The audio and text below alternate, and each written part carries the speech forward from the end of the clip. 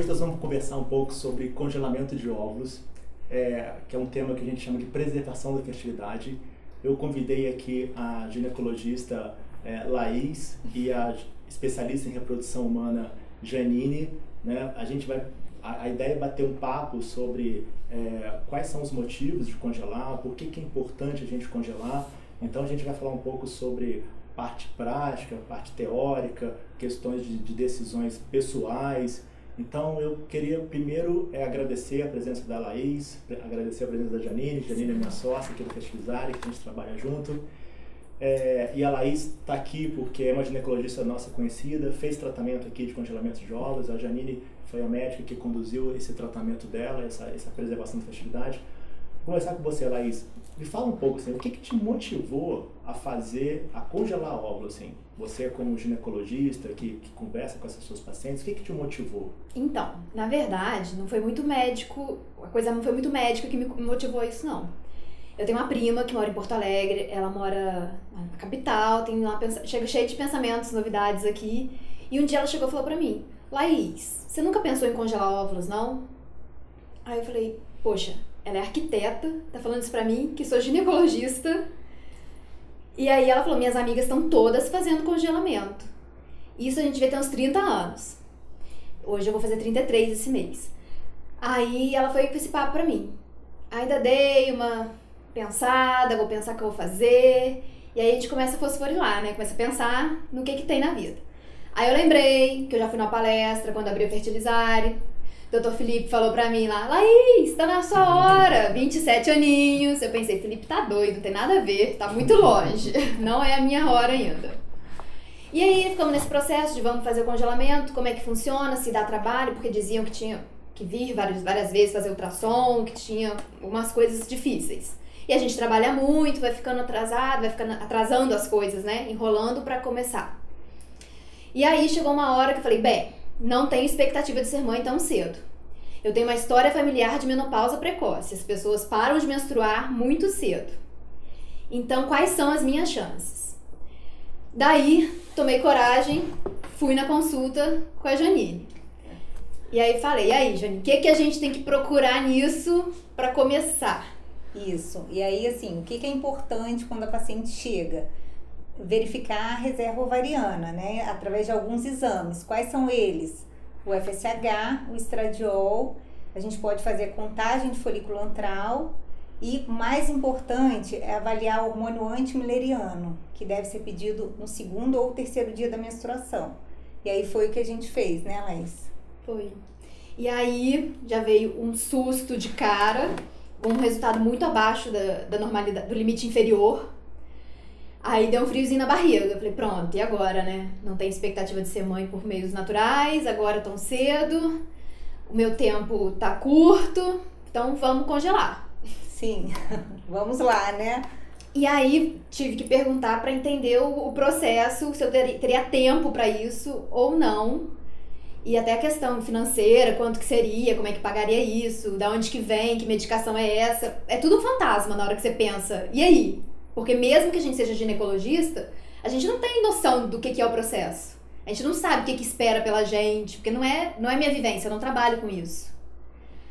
Aí a gente combinou, eu vim aqui, né? Isso, e aí a gente já sabendo que tinha uma reserva ovariana, como estava esse antimileriano, a gente já se programou em relação às medicações, né, Laís? E aí eu orientei a Laís assim que menstruasse no primeiro dia, que ela me avisasse e a gente viesse à clínica para fazer uma ultrassom. Eu não menstruei, você lembra? Eu não menstruei. Eu tava usando anticoncepcional emendado. Isso, e eu não conseguia menstruar, não tinha menstruado naquele mês. Falei, pronto, Janine, agora? O que a gente vai fazer? Já liguei desesperada. Isso, foi mesmo. E aí a gente marcou de suspender o anticoncepcional. Você passou a medicação para menstruar? Eu passei a medicação chamada cicloprimogina, que é uma medicação que é muito usada antes do tratamento, porque não bloqueia tanto igual o anticoncepcional, e aí acabando a medicação eu avisei, pedi pra Laís que me avisasse no primeiro dia da menstruação, né? Foi isso. E aí, quando eu fui encomendar a medicação, tava em falta. A medicação não veio naquele ciclo, então eu repeti tudo isso pra conseguir fazer no outro ciclo, que a gente foi conseguir fazer o congelamento. Então, a Janine falou sobre os exames de reserva ovariana, né? É muito comum a paciente procurar a clínica assim, eu quero avaliar minha fertilidade. Tem clínicas divulgando dessa forma, assim, né? Venha fazer uma avaliação da sua fertilidade.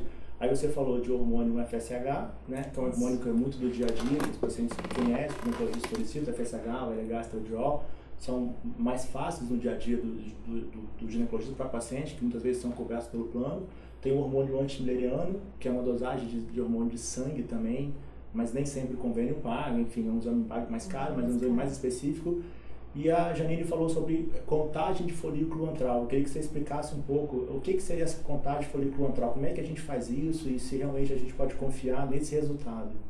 Então, geralmente é um ultrassom, né, que é feito nesse período, logo no primeiro, segundo ou no início do ciclo menstrual, e aí a gente conta os folículos antrais. Acho que essa foi a pergunta, né?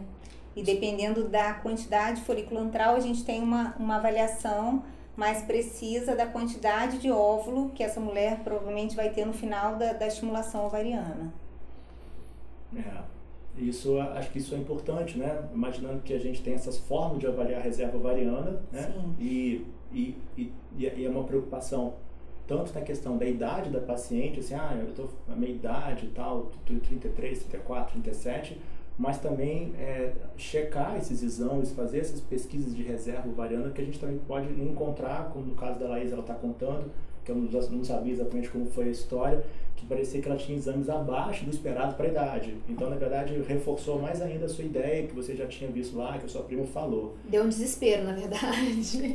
Eu acho que é importante a gente deixar claro que, às vezes, a gente pega muitas pacientes com esses exames, mas foram dosados em período que não foi no segundo ou terceiro dia do ciclo menstrual. Então, isso é importante reforçar que esses exames, o ideal para serem feitos, para serem colhidos no segundo ou terceiro dia do ciclo menstrual, né? Eu acho que isso é importante. Janine, explica assim também, né? A gente explicou como seria essa avaliação da potencial de fertilidade, que a gente chama de reserva ovariana. Paciente, não sei se eu quero congelar óvulo, não sei se eu não quero, mas eu sei que eu quero ter filhos, eu quero fazer uma avaliação da minha reserva ovariana. Então, né, o ginecologista pode fazer esse tipo de pesquisa, pode ser numa clínica de reprodução especificamente, exames hormonais, exame físico, a história da menstrual, né, essa menstruação dela está regular, ultrassom também para ver o tamanho do ovário, enfim, então isso você já comentou.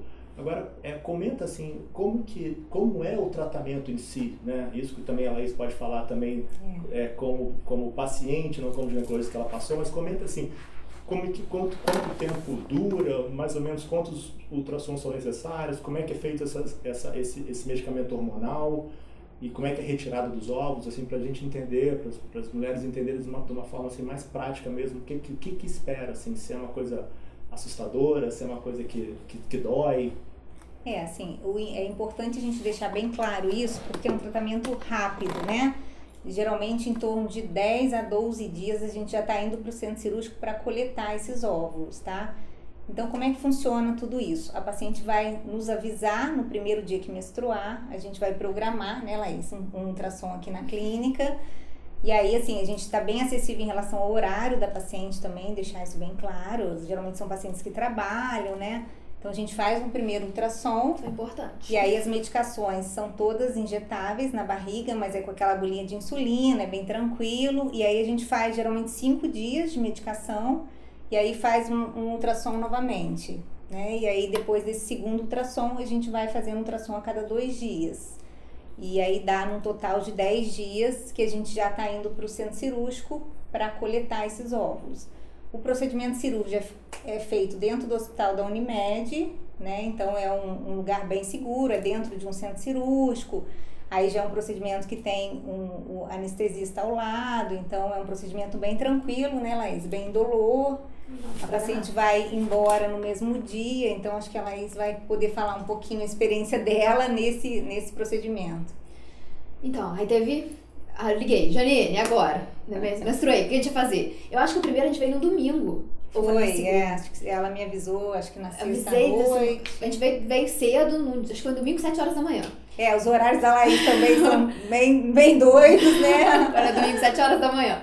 A gente veio fazer o ultrassom e começamos a medicação, que vem orientado, o papel, com os dias da semana direitinho, que tem coisa que tem que guardar na geladeira, realmente isso é importante, né? E prende um pouco os horários.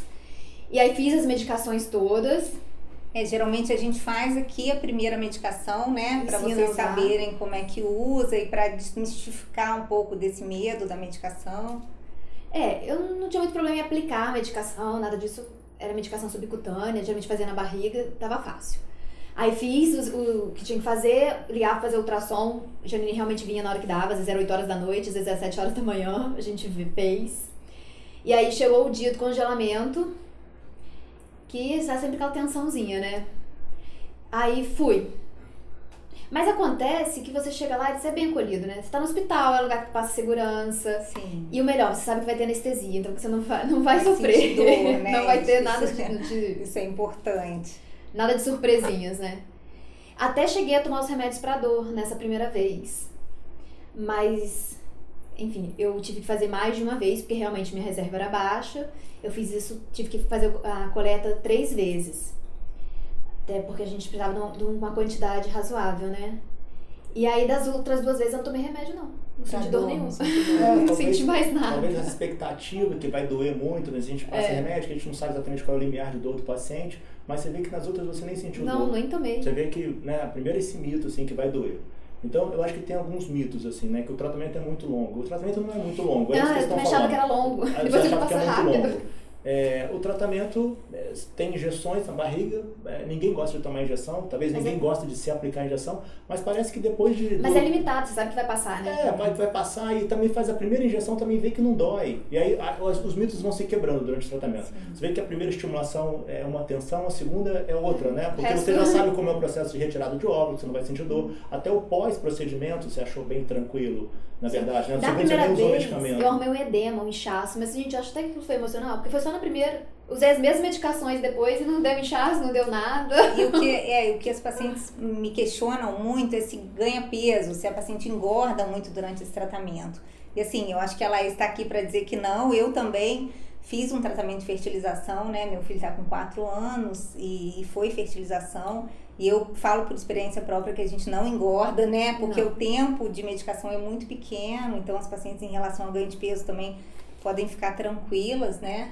Eu acho que o ganho de peso está um pouco relacionado A ao grau... ansiedade. Porque às vezes, o seu caso foi um tiro rápido, assim, você decidiu congelar. As pacientes que fazem fertilização, às vezes ela vem numa consulta, faz o exame, ela tem um processo, uma avaliação. E ali começa um processo de ansiedade. E a ansiedade pode aumentar o apetite, na verdade, né? Assim, é muito sim. comum. Tem gente que com ansiedade come menos, tem gente com ansiedade que come mais. Então elas relacionam que o período de tratamento dela ela ganhou peso, mas não justifica 8, 10 dias de hormônio ganhar um peso, até porque Ainda mais que o ganha hormônio que vai pra academia GH faz crescer massa magra. não, no caso você usou GH também para ajudar na sua resposta, mas assim, existe um ganho até de edema, tal, como se fosse uma tensão pré-menstrual, depois que menstrua é que não tem de ir embora, mas ganhar mesmo assim, gordura mesmo, na verdade, né? Não tem eu acho, né, tecido adiposo mesmo, eu acho que não justifica, né? Não tem fisiopatologia para isso. Não. Mas então o mito que dói, eu acho que a gente está desconstruindo, o mito que é muito demorado, a questão que é muito caro, na verdade já foi muito mais caro, né? Esse tratamento está ficando cada vez mais acessível, tem formas de pagar, Não, e assim, tem formas de dividir. a farmácia divide no cartão a perder de vista, o hospital divide a perder de vista. Acho que aqui também tem um parcelamento, se precisar. Mas eu digo o seguinte, não é barato, barato, por quê? Por exemplo, os medicamentos todos são importados, na verdade, muita coisa vinculada ao dólar, igual muitas das coisas que a clínica compra, o meio de cultura, a bolha, tudo importado, tudo em dólar, o dólar está muito alto. Então, realmente, né, não é um tratamento barato. Mas, às vezes, as pessoas acham que é muito mais caro do que realmente é. Então, cabe também, assim, eu acho que cabe aumentar a divulgação sobre isso, assim. Indicar as pacientes buscarem mais informações. Como é o tratamento, quanto que custa, para quem que está indicado. E chegar no tratamento não é fácil. Porque as pessoas chegam lá no consultório e até comentam: eu tenho 39 anos e ainda quero engravidar, mas não quero engravidar agora não. Aí eu tenho que falar, mas peraí, já passou, porque o ideal de congelamento até é 35 anos, né? tem as tabelas. São os melhores resultados. E mais fácil. E o meu já tava com 32 e o resultado não foi tão bom assim.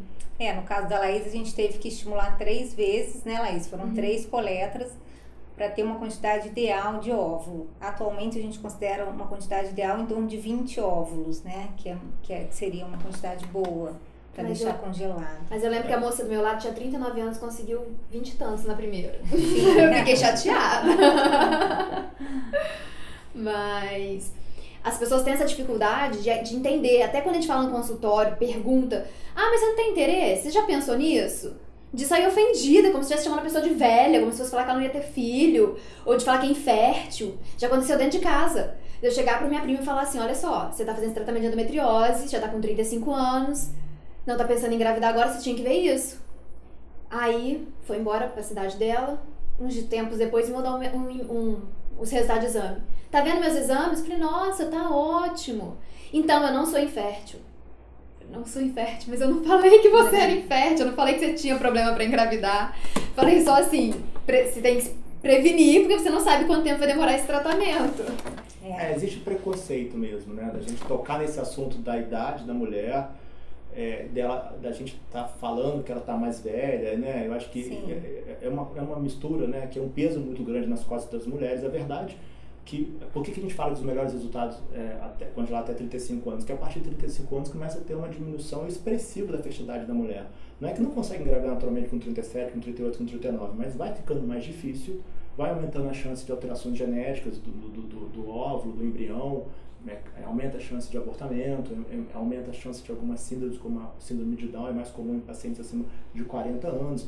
Então, esse equilíbrio, né? A gente tem que falar, mas tem que falar com cuidado, porque assim, é um fato também que as mulheres têm que entender que a fertilidade dela diminui, mas eu acho que falta. Eu vejo agora com essas ferramentas, Instagram, Facebook, assim, cada vez mais as pessoas, eu tenho falado bastante sobre congelamento de óvulo, eu acho que falta isso. Eu acho que falta as mulheres buscarem mais essas informações, falta os ginecologistas conversarem mais com os pacientes, exatamente isso. Eu tenho 39 anos, você está falando da sua paciente.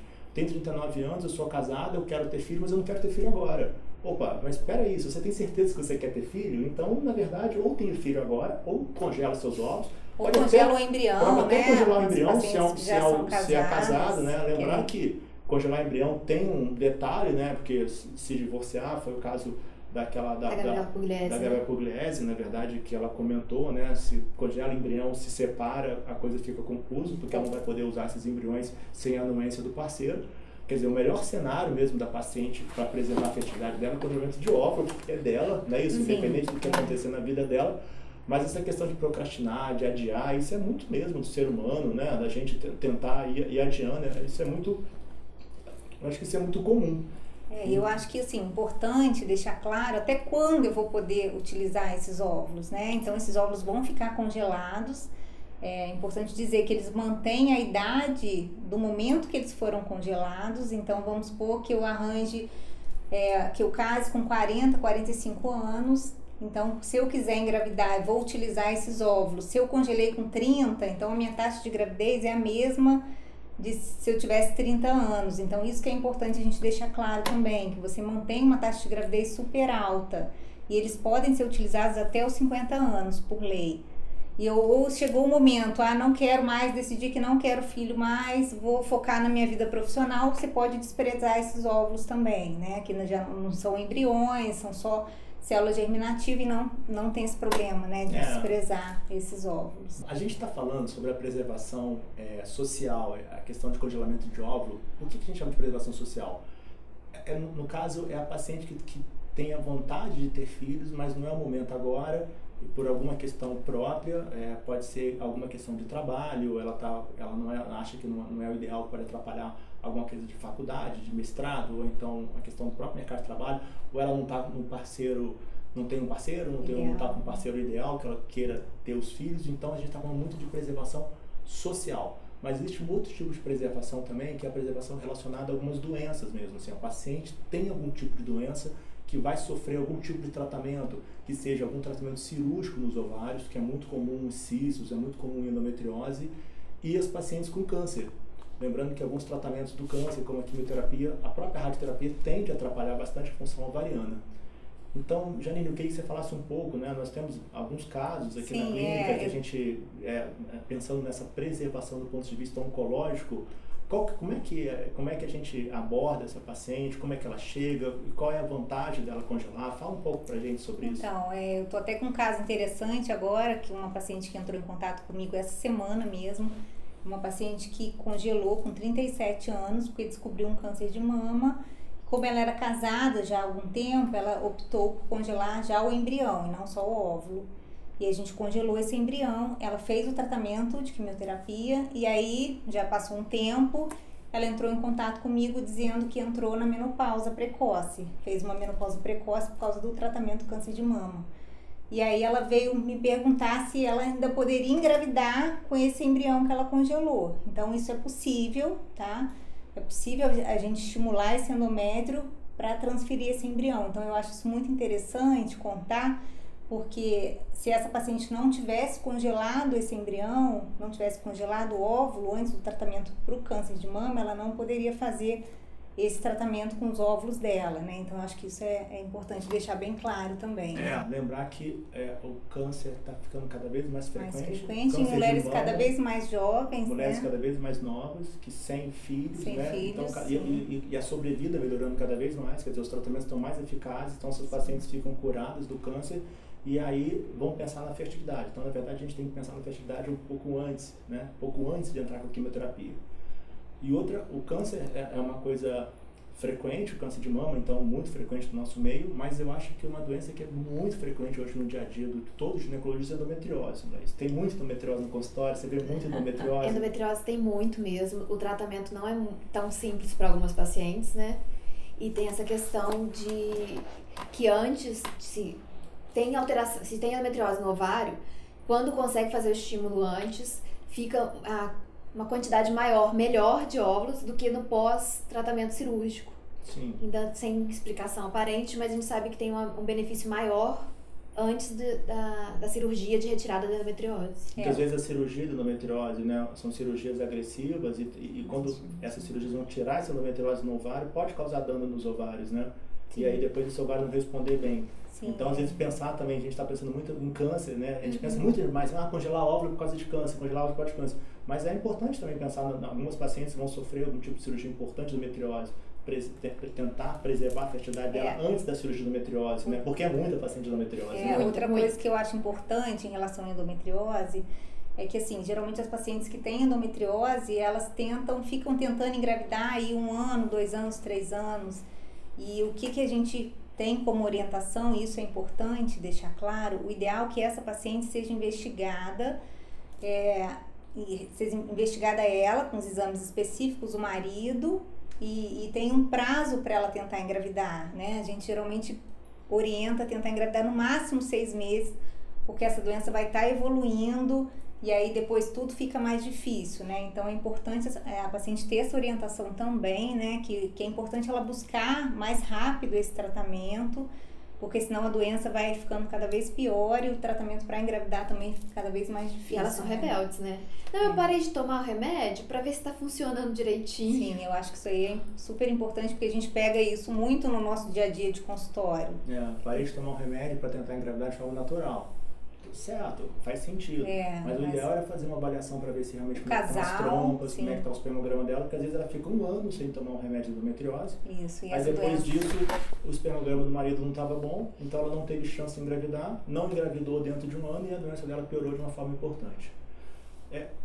Outra dúvida que é muito comum quando a gente fala sobre o congelamento de óvulo é sobre a questão da idade, né? Você estava falando só porque eu brinquei com você, porque quando você tinha 27 anos... Eu tinha 27 anos, você queria congelar meus óvulos, eu achei absurdo. Eu acho que eu estava brincando com você, Laís, porque existem estudos mesmo que avaliam isso do ponto de vista mais técnico, na verdade, né? Já tem uma gíria aí que as pessoas falam trintou, congelou, né? Trintou, congelou.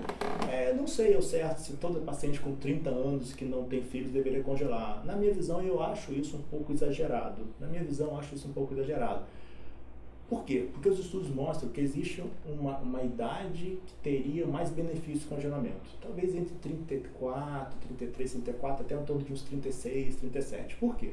o paciente congela muito cedo, então por que não é com 30? Por que não congela com 25, congela com 20? Porque com 20 vai ter, teoricamente, vai ter mais óvulo do que com 30, com 20.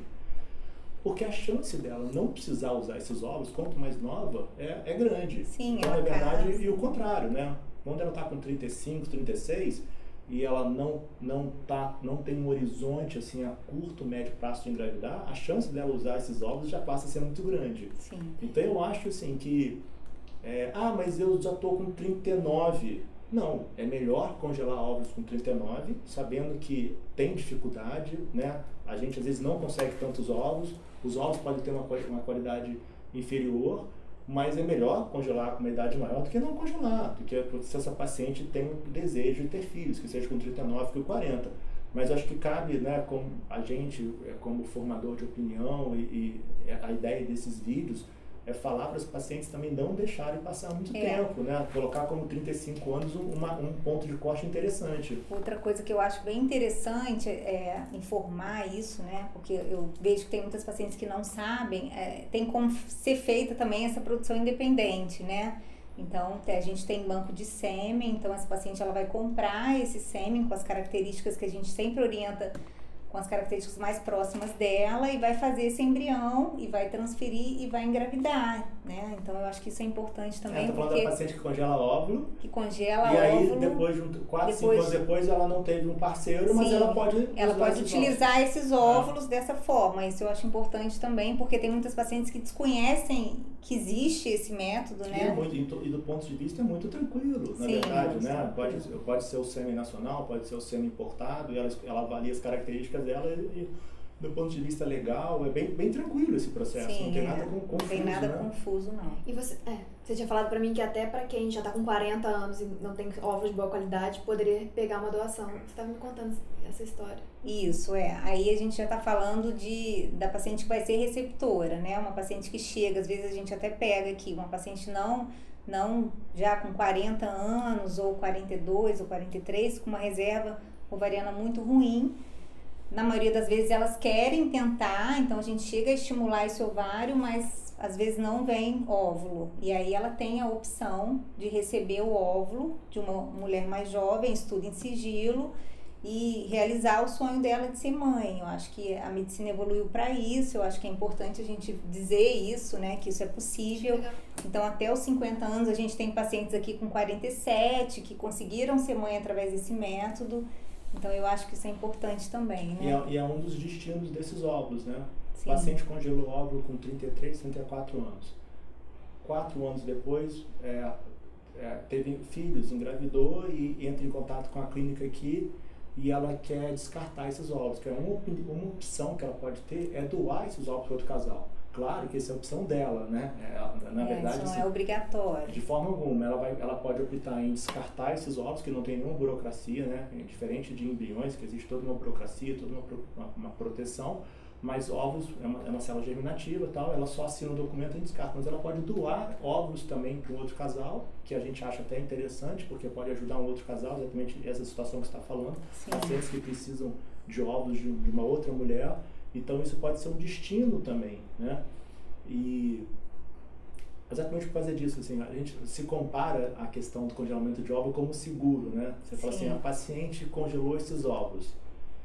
Se 4, 5 anos depois ela não usar, talvez ela não vai ficar frustrada de ter congelado esses óvulos, na verdade, porque ela ficou tranquila. Sim. A pergunta deu tranquilidade para você, Laís?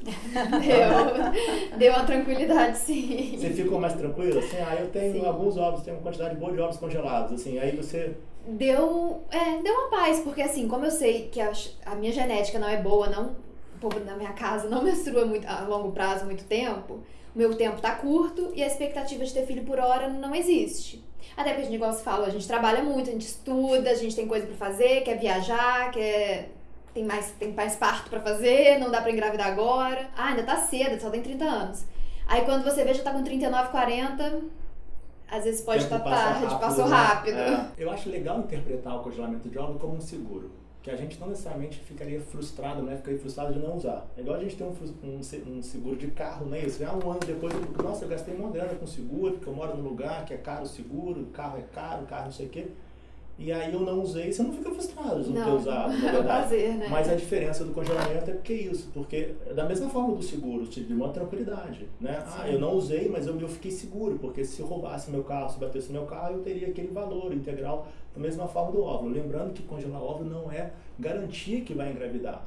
Na verdade, a gente está falando de perspectivas, de chance, né, Janine? A gente conversa muito com a paciente sobre isso. A gente está querendo falar de porcentagem, de chance, de expectativa. Não é uma garantia, certeza que né, com esse óvulo você vai engravidar. E a gente vê que tem um pouco de preconceito em cima disso, né? E eu acho que é importante deixar claro que a medicina evoluiu para isso. A gente está aqui para isso, para ajudar e para realizar o sonho de cada vez mais mulheres, né? Então eu acho que a gente está até aberto a perguntas, a vir para tirar alguma dúvida, né? Porque eu acho que é isso, não pode desistir do sonho e esse preconceito é bobo, é um procedimento tranquilo, pode ser feito, a gente passou por isso, então eu acho que, né, tirar essa ideia de que dói, de que é demorado, eu acho que isso é importante. E ser paciente não é fácil. Porque a gente tem dúvida, tem coisa que você tem que perguntar de novo, mas é isso mesmo, mas eu não entendi, como é que faz? Porque se eu falei, gente, eu sou médica, eu tô com dificuldade de entender, vou ter que perguntar de novo. Janine, como é que é isso? Por que é isso? Que horas que eu tomo essa? Como é que é essa injeção? O que é?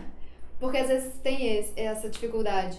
Mas eu tenho que vir procurar, porque se não se mexer, não procurar, não avaliar as possibilidades, a gente vai ficar sem essa chance na vida, né?